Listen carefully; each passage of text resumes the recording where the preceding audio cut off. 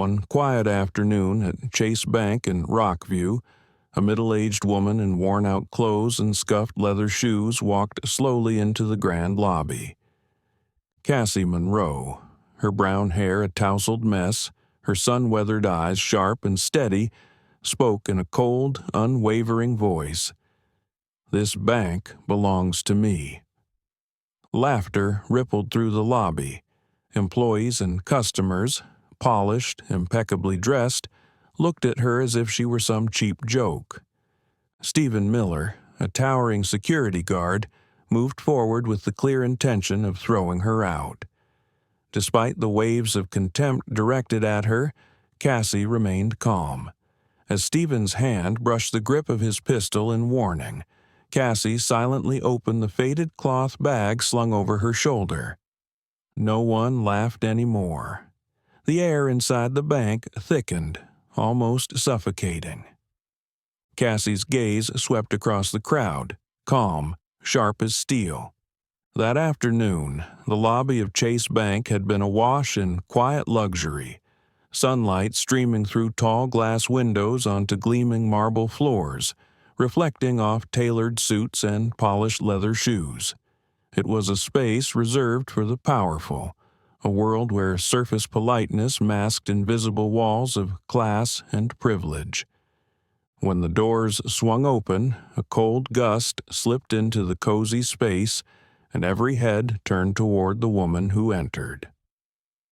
Cassie Monroe, mid-50s, a stranger to this sea of polish and wealth, cut a lone, jarring figure. She wore a t-shirt so faded it looked washed 1,000 times, cracked leather shoes that creaked with every step, and a battered cloth bag drooping from her shoulder.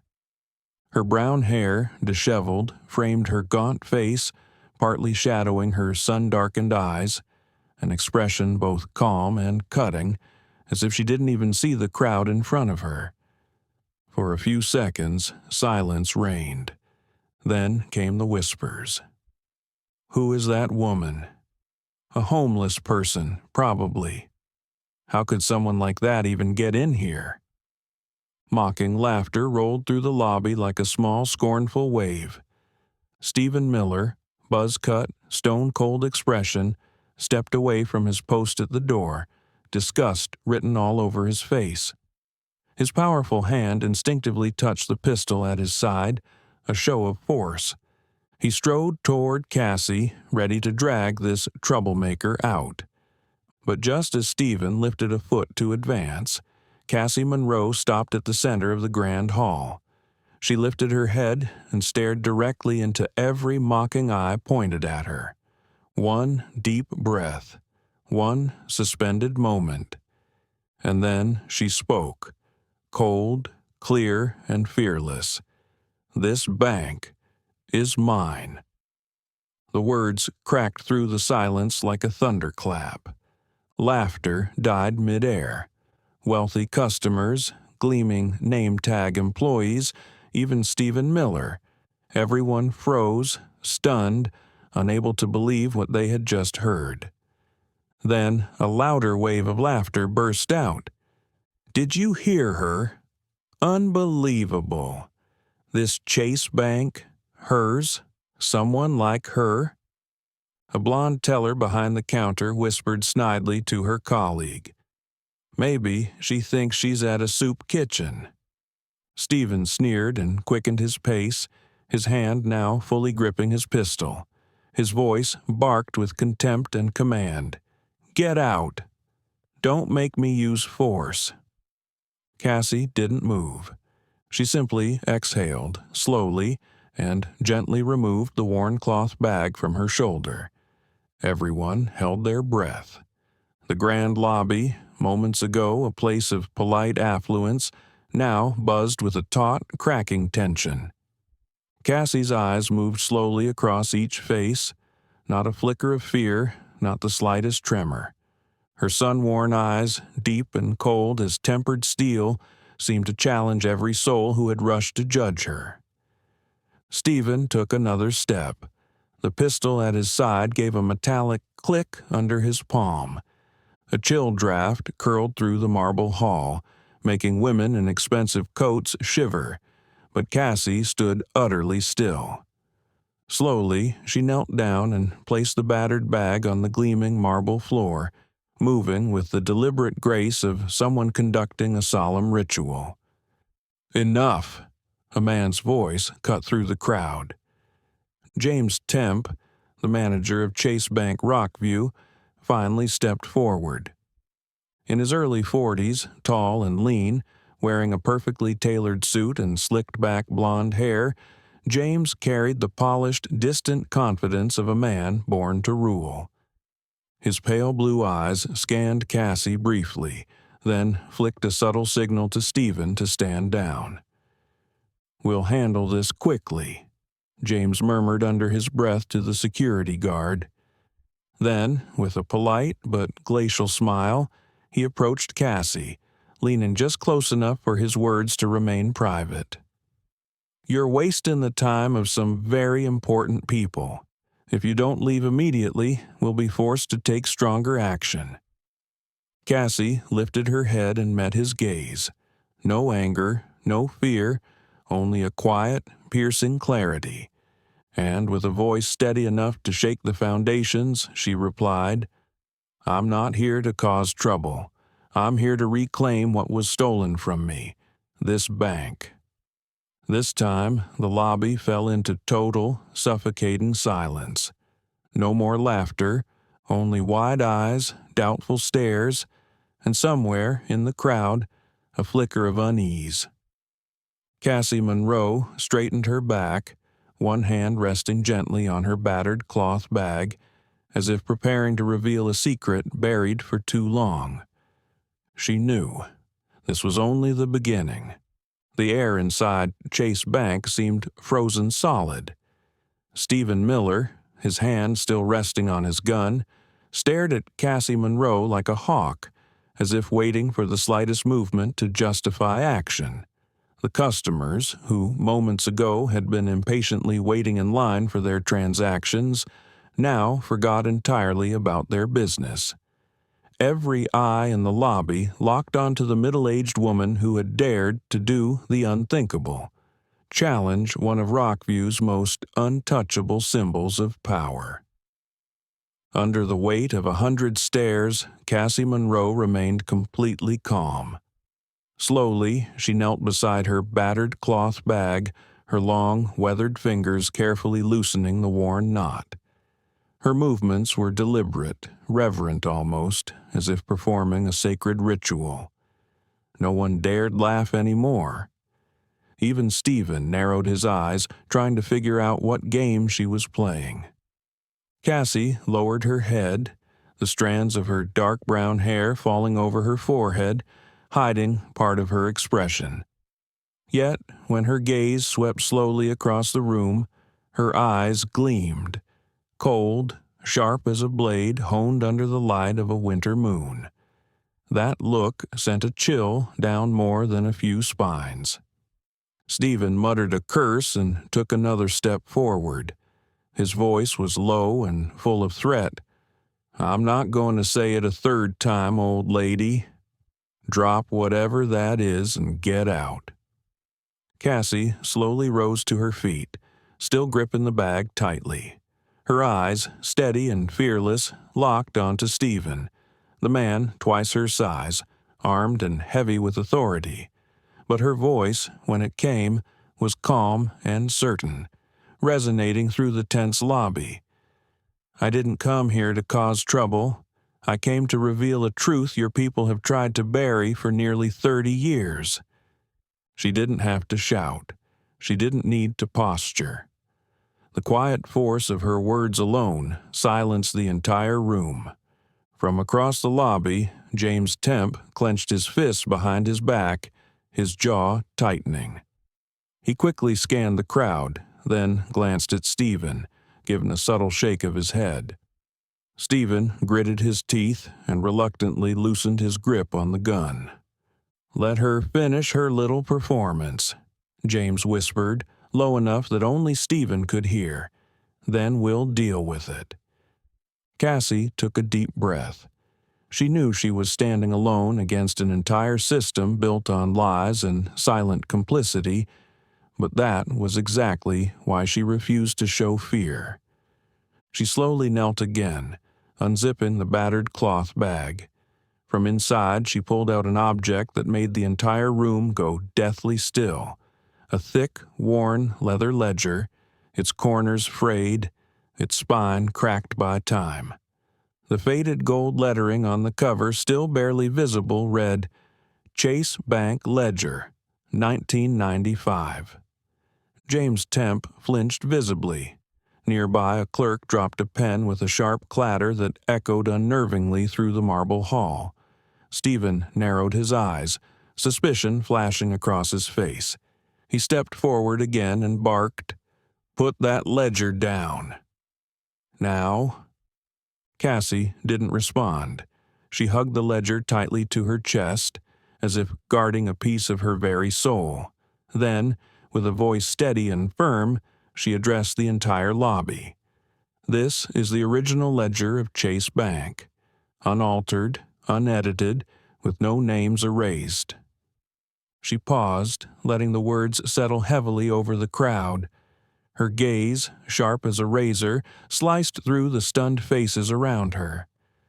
"And I," she said, her voice unwavering, "am Cassie Monroe, the true founder of this bank." The declaration rang out like a thunderclap in the suffocating air. Several customers gasped aloud. A few shook their heads immediately, whispering denials under their breath. "Ridiculous," someone muttered. "Impossible," said another. James Temp clenched his jaw, the muscles in his temples twitching uncontrollably. He had expected trouble when he first spotted her, but he hadn't expected this. If what she said was true, it could destroy not just his career, but the entire legacy Chase Bank had built in Rockview over generations. He drew a long, shuddering breath, adjusted his tie, and stepped forward. With a carefully manufactured smile, he extended his hand. "Let me see the ledger, ma'am," he said, voice polite but tight. Cassie gave him a small, knowing smile, as if she had anticipated his exact reaction. She took one step closer, gripping the old ledger firmly. Then, speaking each word with deliberate clarity, she warned, "You may look at it, but know this. If you make any move to bury this truth, it will go public." Another murmur rippled through the room. James swallowed hard, forcing his practiced smile to stay in place. He snatched the ledger from Cassie's hands, flipping it open in a rush. His pale eyes skimmed page after page, yellowed paper, fading ink, signatures preserved by time. Each entry, each scrawled name, each recorded transaction felt like a dagger sinking deeper into the heart of his carefully curated career. Stephen leaned closer, his voice a harsh whisper in James's ear. "Don't be fooled. Could be fake." James gave a tight nod, but the certainty that had once girded him was already slipping away.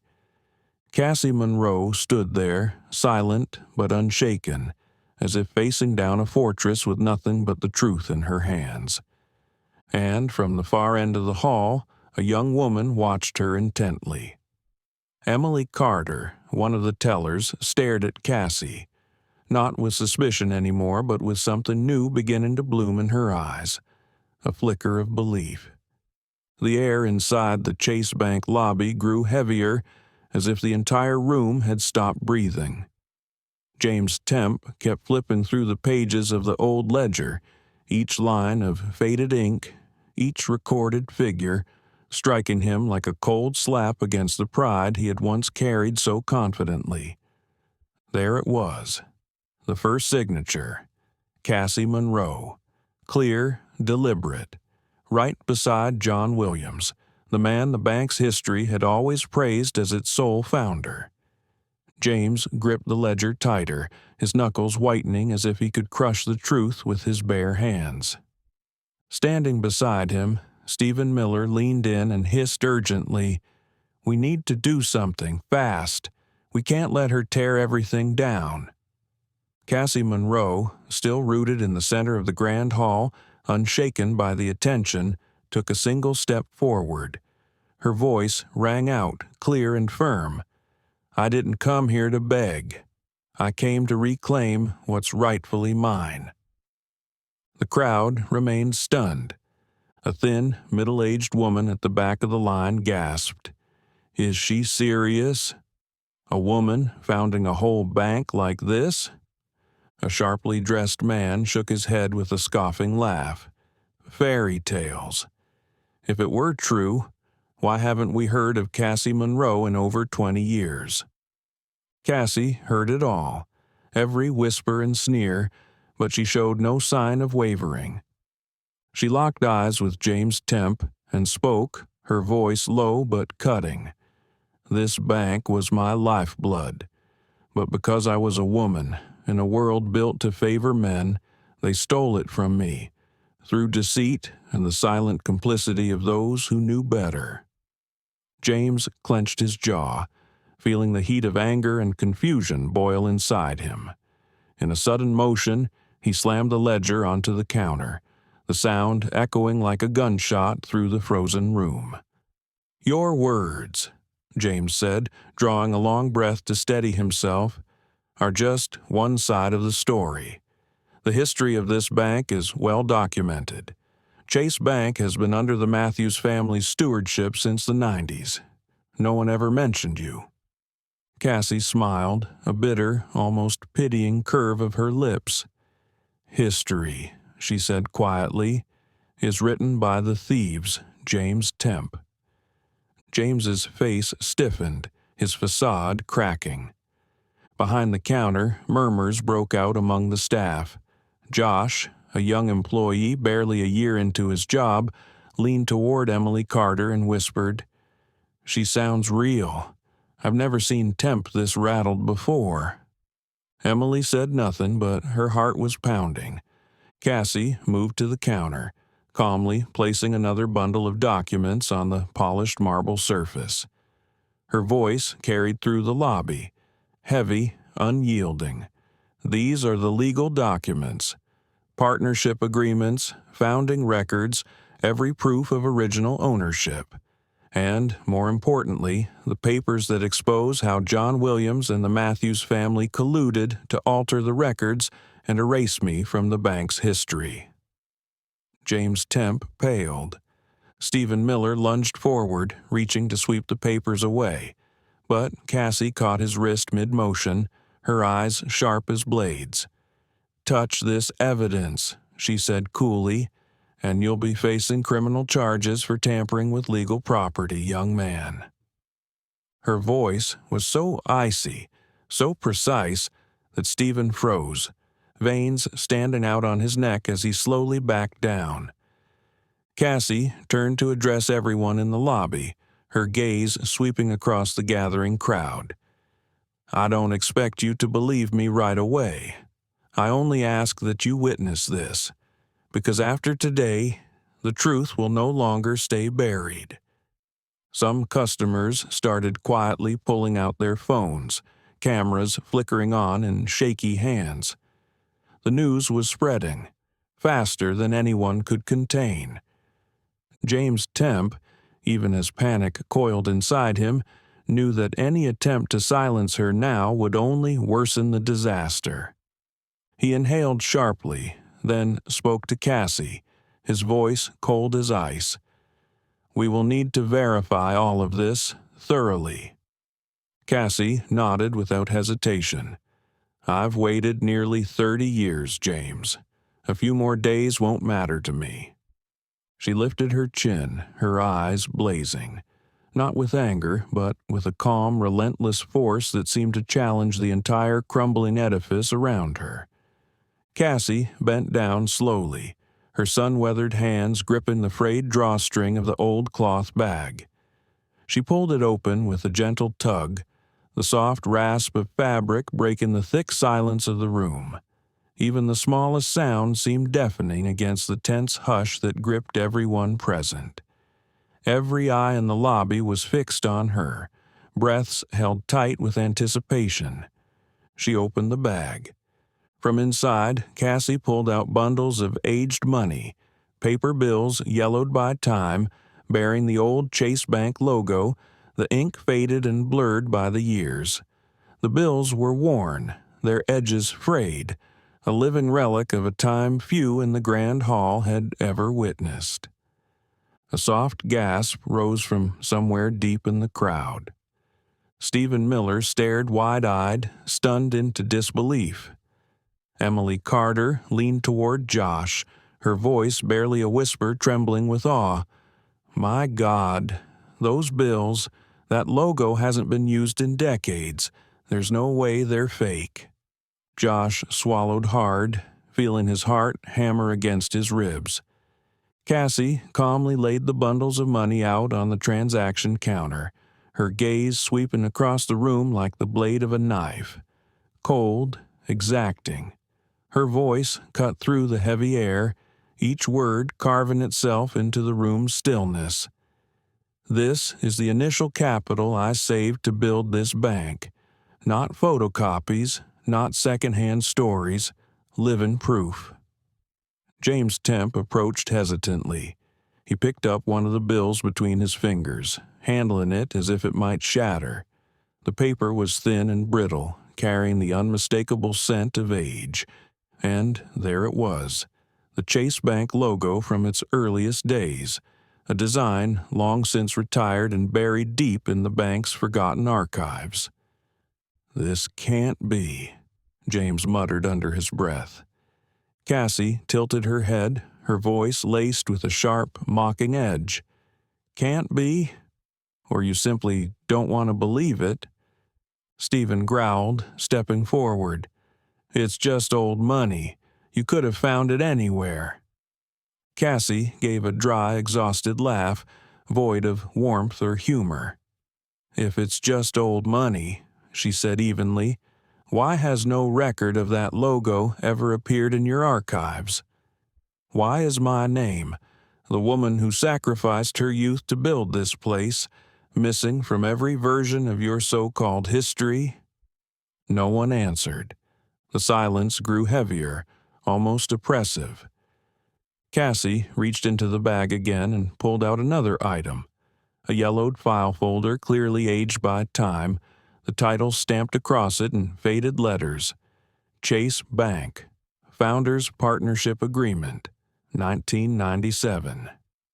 She held it high for everyone to see, flipping to the first page where her signature sat alongside John Williams's, crude but unmistakable. "They used different names," Cassie said. "They doctored the records. They built a false history." Her voice dropped lower, steady like the current beneath a frozen river. "Because when a woman dares to dream big, dares to grasp financial power in a conservative society, she becomes a threat." Emily Carter clenched her fists tightly by her sides. Josh watched Cassie now with a completely different expression. Not doubt, but a raw mix of respect and sorrow. James Temp, struggling to maintain his composure, finally spoke. "If what you're saying is true, then all the records Chase Bank holds today are lies," Cassie cut him off, her voice slicing through the words like a blade. "Lies propped up by the Matthews dynasty." At that moment, the heavy doors at the back of the bank swung open. A tall man in a perfectly tailored gray suit strode in. His face was carved from stone, his gaze sweeping the room with the entitled arrogance of someone used to owning everything he surveyed. Richard Matthews. The air seemed to be sucked out of the room. Several employees immediately bowed their heads in deference. Stephen Miller straightened sharply as if a lifeline had arrived. Richard walked straight toward Cassie, stopping just a few feet away. He smiled thinly, a look one might give an annoying insect. "Mrs. Monroe," Richard said, his voice slow and deliberate, each word landing like a hammer blow.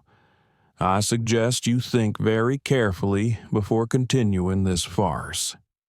Cassie lifted her chin, and for a moment something flashed in her eyes, a glint of sharpness, but also a profound sorrow. "This is no farce, Richard," she replied, her tone low but unwavering. "This is the resurrection of a truth your family has spent 3 decades trying to bury." Richard Matthews narrowed his eyes, reassessing the woman he had once dismissed so easily. The entire lobby trembled under an invisible quake. Everyone could feel it. From this moment forward, this was no longer a small disruption in a bank.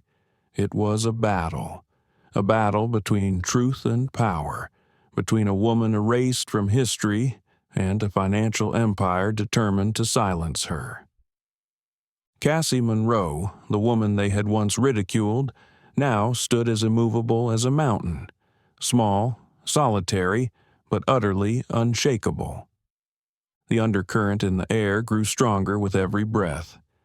Richard Matthews stood towering before Cassie, one hand tucked into his pocket, his gaze sharp as a blade. "What do you want?" he asked, his voice disturbingly calm.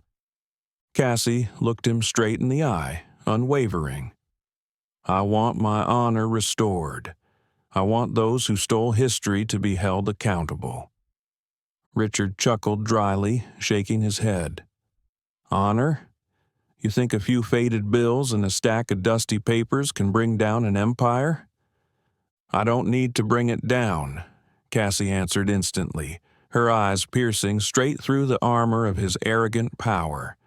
"I just need to expose it." The air in the packed lobby thickened to the point of bursting. The customers who had once sneered now edged back, their faces tight with tension. Behind them, James Temp still stood frozen, clutching the bundle of documents Cassie had handed him, sweat gleaming on his forehead. He knew he was witnessing a moment that could change history.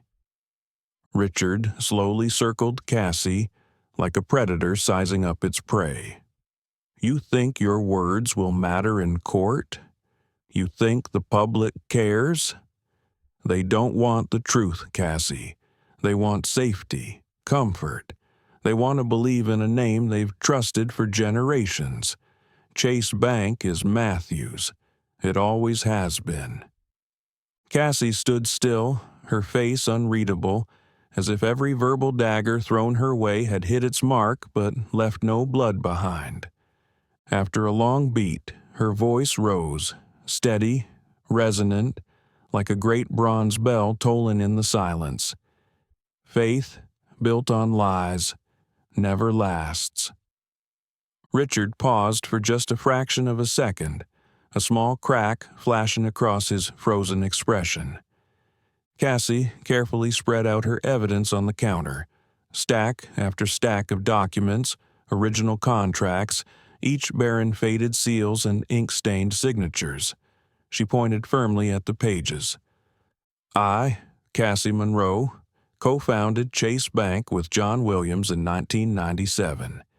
Here is the original partnership certificate, internally archived and independently verified by legal experts.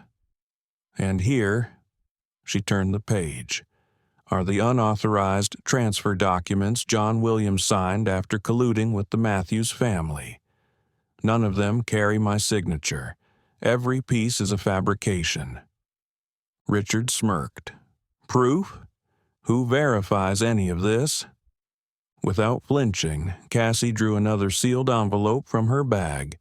Inside was the official authentication report from a respected international archival institute, confirming the age of the paper, the ink, and the legality of the seals, dating all the way back to 1997. James Temp went pale the moment he saw it. Stephen Miller took an unconscious step back, real panic flickering in his eyes. Richard Matthews blinked slowly, the confidence he wore like armor beginning to fracture. In the prolonged silence, A voice rose, quiet but resolute. "I believe her." All heads turned. Emily Carter, the young teller, was standing in the center of the lobby. Her eyes shone with steady conviction. She held one of the old bills aloft like a banner. "I was passed over for promotion here because I'm a woman," she said, her voice trembling but strong. "I know what it feels like to be erased just for being different. If she has the courage to stand here and face down power like this, I choose to believe her." A ripple moved through the crowd. Josh, the young male clerk, stepped forward as well, his voice hoarse but unwavering. "I believe her too. My father used to work for Chase Bank, forced into early retirement when he dared to call out financial misconduct.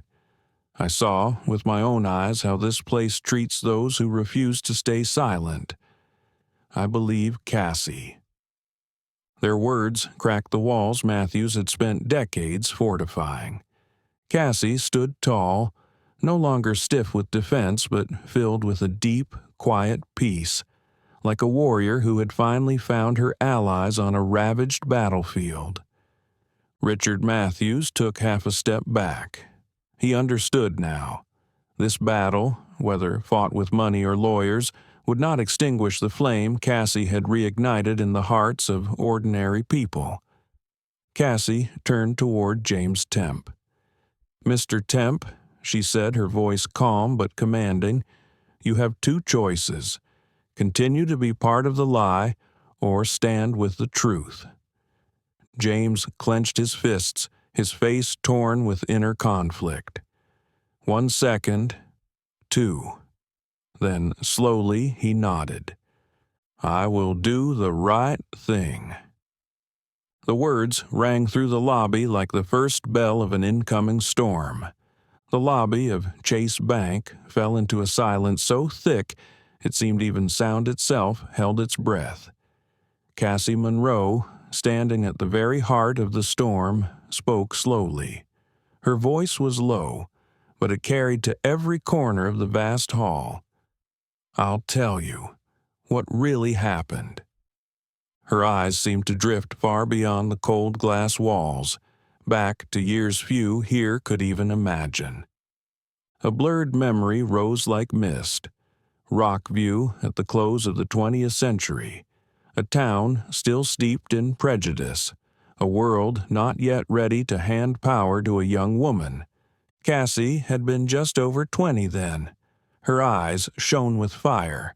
Her heart burned with the conviction that she could achieve what no one had dared, to found a bank. She and John Williams, a friend, a partner, had laid the first bricks together. In those early, brutal days, they shared a dream, to build a place where anyone in Rockview, rich or poor, could entrust their hopes. Cassie poured in everything she had: money, strength, even mortgaging her family's ancestral home to raise capital. She managed the operations herself, approving small loans for farmers, overseeing the town's first venture investments. John handled the outside world, forging ties with the town's wealthy elite, where handshakes over wine and whispered deals decided the fate of young businesses. Within a short time, Chase Bank had become the town's new pride. But just as success began to smile upon them, the shadows crept in. Cassie remembered vividly. A winter night in 2004, John had invited her to a private gathering at the Matthews family's estate. The room had been packed with expensive suits, sidelong glances, and cutting remarks half masked as jokes. A woman leading a bank? The most backward thing I've ever heard. You can't let a woman sit above men in finance. She had smiled thinly and endured it, believing that her abilities would prove her worth. But she had been wrong. Only 2 months later, everything crumbled. An emergency shareholder meeting was called. John Williams, the friend she had once trusted with her life, stood before the crowd, his face colder than Cassie had ever seen. "Cassie Monroe," John announced, his voice booming. "Due to managerial errors and the threat of reputational damage to the bank, the board has decided to remove you from leadership, transferring full authority to me, per the co-founding agreement." Cassie froze. She had never signed any such agreement. She demanded to see the documents. What they presented were contracts, with her signature, expertly forged. Amid the whispers, the pitying looks from those who had once flattered her, Cassie understood. This was no sudden betrayal. It was a conspiracy, crafted long ago by the very people she had trusted most. The Matthews family had orchestrated it all. They couldn't allow a young woman, someone outside Rockview's so-called nobility, to hold the reins of a bank. Cassie fought back in vain. She hired lawyers, filed lawsuits, only to have them dismissed for lack of compelling evidence. She dragged her documents from office to office, hoping for someone, anyone, to listen. No one opened their doors. The press was bought and silenced. Society turned its back. Cassie was smeared as incompetent, an unstable woman out of her depth. From being a celebrated founder, she became a whispered joke, a forgotten name, all within the span of a single year. Cassie paused. Her eyes shimmered with a profound sadness, but there was no trace of hatred. "I lost everything," she said, her voice soft but reverberating through the stillness.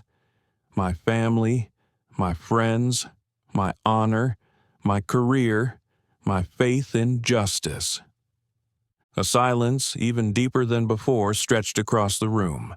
Only the ticking of a distant clock dared to move in the heavy air. James Temp swallowed hard. Once proud of Chase Bank's legacy, he now wished he could bury his face in shame. Stephen Miller looked down at his feet, his broad shoulders trembling slightly. Many of the customers turned their eyes away, as if the guilt were gnawing them from within. Cassie exhaled, as if releasing a burden she had carried across 2 long, bitter decades. She lifted her chin, her gaze sharp and fierce again, as it had been in her youth. "I have stayed silent long enough. I let them steal my youth, my dreams. But today," she swept her gaze across every soul in the room, "they will not steal the truth." Richard Matthews, standing nearby, managed a mocking smile. "The truth? What are you going to do, Cassie? Tell a sad story and hope for pity?" Cassie stepped right up to him, standing less than a foot away. She looked straight into his eyes. "I don't want pity," she said. "I want justice." A heavy stillness swallowed the Chase Bank lobby. Cassie Monroe stood tall, her eyes blazing in the shafts of late sunlight pouring through the high windows. Across from her, Richard Matthews stood frozen, his face contorted with a twisted mix of fury and helplessness. No one spoke. Everyone present felt impossibly small, stripped bare, before the stark truth Cassie had just laid bare. For a moment, it was as if the entire world had stopped spinning. Then, the sharp stomp of shoes against the marble floor shattered the silence. Stephen Miller, the towering security guard, his face flushed a deep, furious red, strode forward, hand hovering at his sidearm.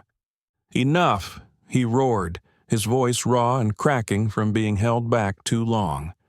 The whole lobby held its breath. "You're disrupting the peace. You're tarnishing this bank's reputation. I order you to leave immediately." Cassie didn't move.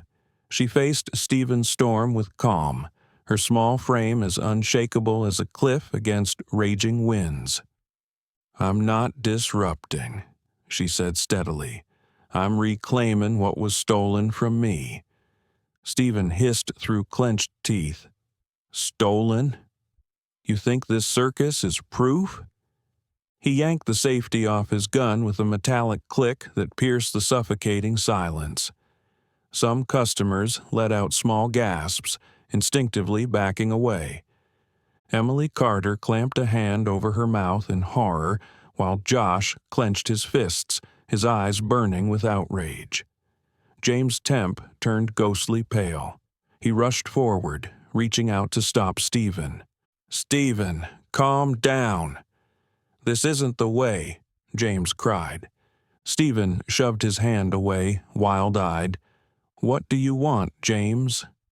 "To let her tear down everything we've built? To let her destroy this bank's name?" James swallowed hard. Every word Cassie had spoken, every page of yellowed documents, every faded stack of cash, they gnawed at his heart like acid. He knew the truth, and it was more terrifying than any loaded weapon. Cassie remained still, her small hand gripping the strap of her worn-out bag. The lines on her face carved the story of a lifetime of injustice endured. She stared directly down the barrel of Stephen's gun and spoke softly. "What are you so afraid of, Stephen Miller?" Stephen faltered. Afraid of an old woman with a threadbare bag? Or afraid of the truth? Murmurs rippled through the crowd. No more sneers. The disdain had turned to confusion, then to something else, something angrier. Anger at the arrogance of the powerful, anger at themselves for staying silent too long. Richard Matthews stepped forward, his voice dripping arrogance. "Cassie, stop this. You can't win. This town, this bank, they belong to us. A few moldy papers won't change that." Cassie slowly turned to him, looking at him as if he were nothing more than a ghost from a past long buried. "No," she said, her voice soft but sharp as a blade. "It's not papers that change the truth. It's the truth that will change you." Suddenly, Emily Carter, the young clerk who had stood silent until now, stepped forward. Her voice shook at first but grew stronger with every word. "I believe Mrs. Monroe." Stephen spun around, barking, "Be quiet, Emily. You don't know what you're saying." Emily shook her head firmly. "I know exactly what I'm saying." She drew in a breath, then said louder, "Because I, too, have been overlooked, pushed aside for no reason but being a woman. I know that feeling." Josh, the same young man who had once mocked Cassie, stepped up beside her, his face flushed with shame and anger. "And me? My family lost everything once because of a corrupt bank. I know what it's like to have injustice paraded around in a golden mask. I believe Cassie." A murmur of agreement ran through the lobby, growing louder. Cassie looked at Emily, at Josh, then at the other employees standing behind the counters. Her voice trembled slightly, rich with emotion. "You?" She paused, her gaze glowing like a steady flame. "You're not just standing up for me today. You're saving the soul of this place." Stephen's hands tightened around his gun, his entire body shaking. He was trapped between two forces, his old faith in order and authority, and the burning truth now rising all around him. James Temp stepped fully between Stephen and Cassie, arms spread wide. "Stephen," he said quietly, "put the gun down. If you have even a shred of conscience left, you won't pull the trigger on the truth." The moment stretched endlessly. Sweat poured down Stephen's face. His eyes blinked rapidly, torn between fear and shame. Cassie never flinched. She stood there, calm, resolute, not pleading, not backing down, only watching him with eyes that were steady, kind, and unbreakable. At last, Stephen lowered his gun. The soft click of the safety locking back into place tore through the frozen air like a cannon blast. Slowly, defeated, he turned and walked away, his heavy footsteps echoing like a retreating army. Cassie closed her eyes for a brief moment, as if whispering a silent prayer of gratitude to something greater than herself. James turned sharply toward Richard Matthews, his voice steely. "You can bribe the courts. You can muzzle the press. But today, you can't stop the truth from spreading." Richard clenched his teeth so hard his jaw trembled, his face flushed with rage, but he knew it was over. The tide had turned. Every pair of eyes in the lobby shifted to Cassie, no longer filled with mockery, no longer clouded by doubt, only respect, pure and growing. And with that respect, a new hope ignited, a hope that no matter how deeply truth is buried, it always finds a way back to the light. The Chase Bank lobby, after a moment of tension stretched thin as a thread, now sank into a different kind of silence, deeper, heavier. Cassie Monroe still stood there, quiet amidst the slanting rays of the late afternoon sun. Her figure, small but unyielding, was like a milestone no storm could topple. James Temp let out a long, shaky breath. In his hands, the folder Cassie had given him still trembled from the storm of emotions roiling within. He knew all too well.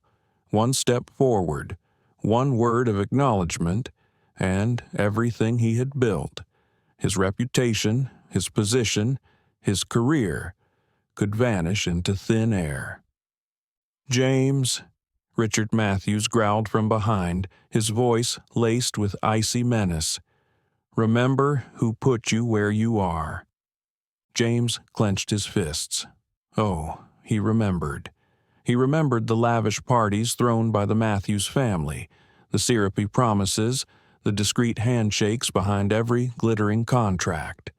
But now, those memories felt like cold chains binding his conscience over the years. And Cassie, the woman with sun-worn eyes and a battered canvas bag, was offering him a chance to break free. "James," Cassie said, her voice not loud but clear enough to fill the charged silence, "what will you choose? To keep bowing to lies or to stand tall for the truth?" Every gaze in the lobby shifted to James. Emily Carter, the young clerk, watched him, her eyes glowing with fragile hope. Josh, the clumsy but earnest employee, stood with his fists clenched as if ready to step up beside him if he dared. James felt the weight of every look heavy on his shoulders. He lowered his eyes to the papers in his hands. The faded brown ink spelling Cassie Monroe, written years ago, seemed almost alive beneath the smudged lines. Below it was John Williams' signature, his old partner's, and nowhere was there any mark of ownership transferred. The truth stared him in the face, undeniable, unforgiving. Yet to face it meant standing at the edge of a cliff. On one side, his career, on the other, his conscience. Richard Matthews stepped closer, whispering in James's ear like a coiled snake. "If you open your mouth and admit it, don't expect to work another day in this industry. I swear it." James closed his eyes. Images flooded his mind. The early days when he had just started, driven by the simple dream of building a respectable career, of doing something good for his community. And now, all those dreams had been dulled and smothered beneath layers of hollow luxury. He opened his eyes again. The trembling was gone. James lifted his head and looked straight at Cassie, the woman who had dared to stand alone against an empire in the name of justice. He drew a deep breath, then turned to face Richard Matthews. "I know exactly who put me here, Richard," James said, his voice steady as iron. "But I also know this. If I bow my head today, I'll never again be able to look myself in the mirror." Richard's face twisted in rage. "You dare!" James cut him off, crisp and decisive. "I choose to stand with the truth." A single clap broke the stillness, soft at first, but it spread quickly, like ripples across a pond. Emily Carter, her face lit with raw emotion, was the first to applaud. Josh followed, clapping firmly and resolutely. One by one, employees and customers alike joined in, until the whole lobby shook with the sound of clapping, swelling into a mighty wave that seemed to rattle the very walls. Stephen Miller, silent in a corner, his eyes reddened, finally nodded in acceptance, though conflict still roiled inside him. Cassie stood motionless amid the storm of emotions. A single tear slid quietly down her cheek, not of sorrow, but of someone who had at last found the light after wandering endlessly in darkness. James turned to her, speaking slowly. "Mrs. Monroe, on behalf of Chase Bank, I apologize, and I promise the full truth will be brought to light." He bowed low before her. There was no more arrogance left, only deep gratitude, for she had given him, and everyone here, a chance to begin again. Cassie stepped forward, gently laying a hand on his shoulder. "Don't apologize to me, James. Act so that future generations won't have to fight for justice as I did today." James straightened, his gaze firm. He knew the road ahead would be hard. The Matthews family would not surrender their power without a fight, but at least he had made the right choice, and he would not be alone. Emily Carter stepped up beside Cassie. Josh came forward too, gripping James's shoulder in silent solidarity. One by one, others joined. No one stood on the sidelines anymore.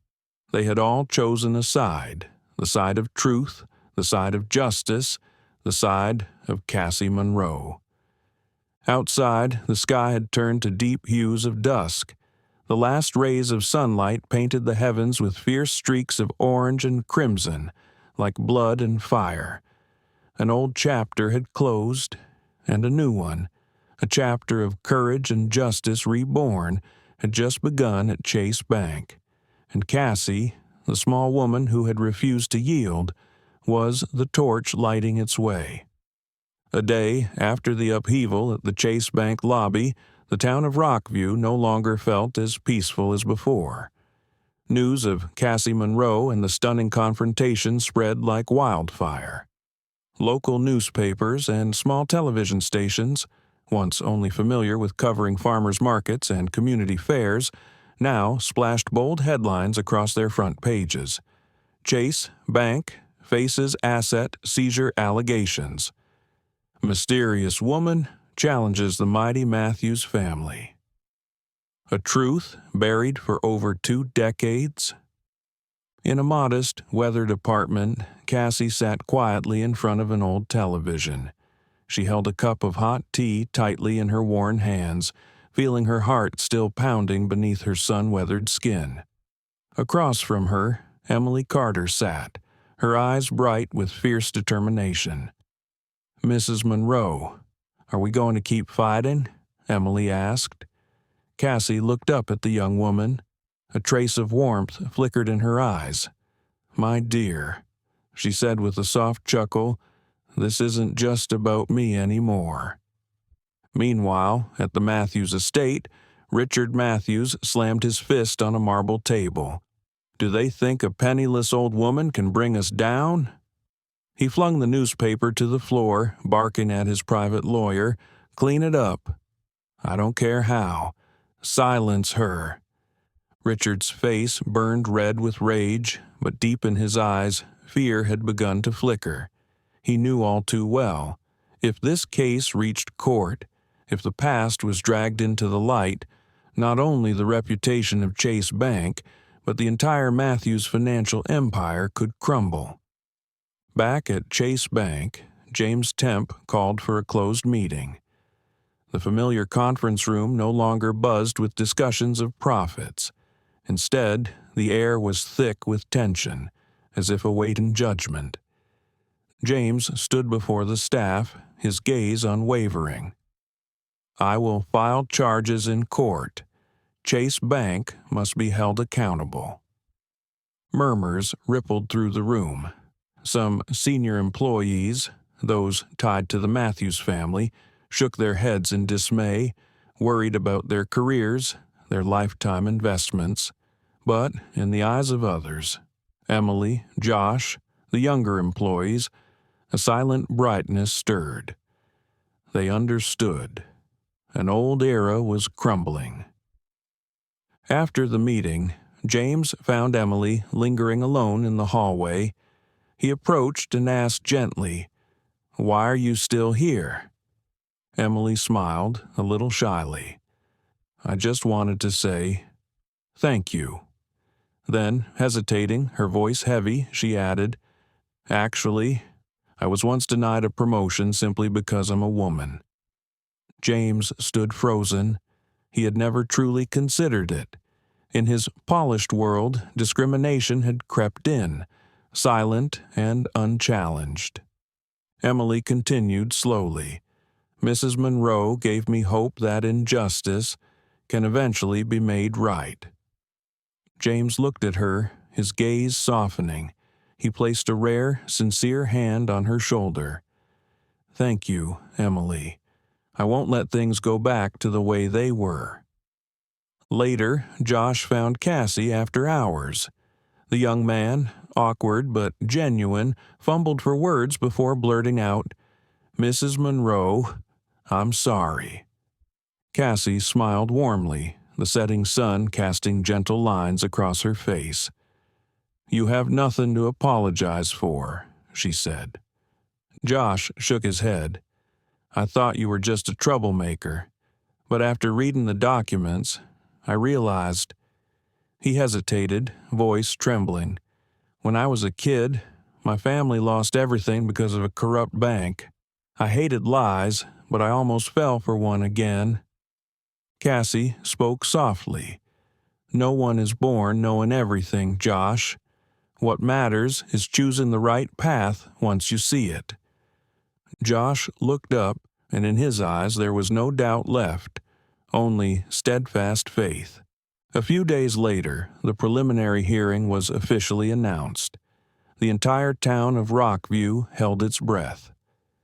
The day before the hearing, Cassie returned once more to Chase Bank. This time, no one tried to throw her out. Instead, Emily, Josh, and many others greeted her with warm smiles and respectful nods. James Temp personally came out to meet her. "Mrs. Monroe," he said, "no matter how the court rules, you will always be welcome at Chase Bank. This is your home." Cassie looked around the lobby, the place once filled with scorn, now shining with genuine respect. She nodded quietly. No more words were needed. Inside her, old wounds were beginning to heal. On the day of the hearing, the Rockview courthouse was packed. Cassie Monroe walked in. Not the woman with worn-out shoes anymore, but dressed in a simple cream-colored suit, her posture calm and confident, like a warrior reclaiming her honor. Across the aisle sat Richard Matthews, his expensive suit unable to mask the bitterness etched on his face. When the judge announced the start of the proceedings, 1,000 camera flashes burst outside. The whole town, and beyond, was watching this historic trial. Cassie was called to testify. She rose, her voice steady, clear, every word like an arrow piercing through the walls of prejudice. "I'm not here to reclaim stolen wealth. I do not seek a throne taken by deceit. I am here to return the truth to history and to restore justice for those who once believed justice was dead." The courtroom fell into a heavy silence. Richard Matthews and his lawyer scrambled, exchanging frantic whispers. but against the original documents Cassie had painstakingly preserved over 20 years, against living proof that could not be erased, every defense collapsed, hollow and feeble. 1 month later, the verdict was announced. The court officially recognized Cassie Monroe as the rightful founder of Chase Bank. The Matthews family was ordered to issue a public apology and pay restitution for damages to her reputation. The mighty financial empire began to crumble. From a single stone tossed into the lake, the ripples spread wider and wider, unstoppable. That day, Cassie walked home alone. No reporters, no cameras, only her, and the memory of a battle she had fought her whole life. Cassie sat by her small window, watching the sky over Rockview blaze in brilliant hues of orange and red. For the first time in decades, her heart overflowed with something simple, something priceless: peace. On the day Chase Bank officially held its reform announcement ceremony, the entire town of Rockview seemed to awaken from a long, heavy sleep. The bank's grand lobby, once echoing with scornful glances and mocking laughter, was now adorned solemnly with blue and white banners.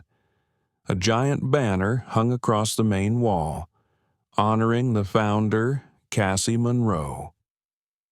Cassie entered quietly, without fanfare, without grand gestures. She wore her familiar simple attire, a canvas coat and ivory and carefully mended leather shoes. But today, every step she took, people paused, nodded, and greeted her with genuine respect from the depths of their hearts. Emily Carter, dressed elegantly in her office dress, hurried over. "Mrs. Monroe." She grabbed Cassie's hand tightly, her eyes shimmering. "You're an inspiration to all of us." Cassie gently squeezed Emily's hand, a soft smile playing on her lips. "Not me, dear. It's all of us. The ones who dared to speak the truth, even when the world turned away." Josh also came forward, now neatly dressed, his hair trimmed clean. He was no longer the awkward young man from months ago. He extended his hand, his voice thick with emotion. "I'll stay here," he said, "until Chase Bank truly becomes a place of fairness for everyone. I promise." Cassie shook his hand firmly, her eyes reflecting a quiet pride. The ceremony began. James Temp, now the acting president of Chase Bank, stepped up to the podium. His face couldn't hide the deep emotion surging within him. "Today," he said, his voice resonating through the hall, "we are not just correcting a wrong of the past. We are building a new future, one where fairness isn't a slogan, but a true guiding principle." He paused, his eyes searching the crowd until they found Cassie. "Let us honor the woman who founded Chase Bank, the woman who reminded us that truth, no matter how deeply buried, will one day rise and shine. Cassie Monroe." The applause erupted, thunderous and unending. No more whispers of doubt, no more cold, dismissive looks, only pure admiration, like sunlight breaking through after a long, harsh winter. Cassie was invited to speak. She made her way to the podium slowly, her palms trembling slightly, not from fear, but from the sheer sacredness of the moment.